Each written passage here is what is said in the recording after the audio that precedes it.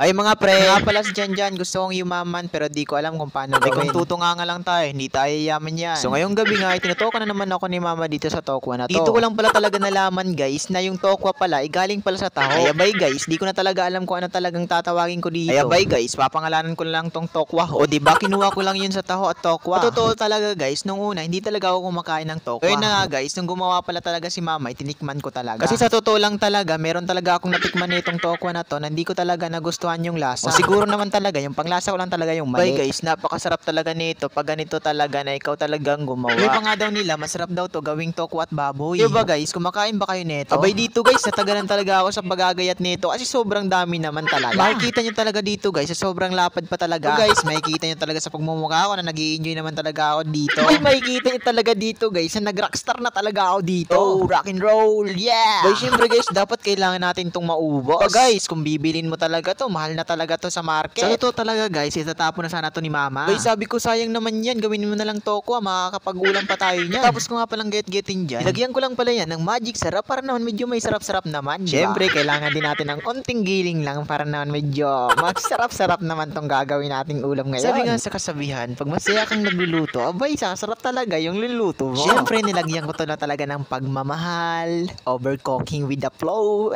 Aray ko!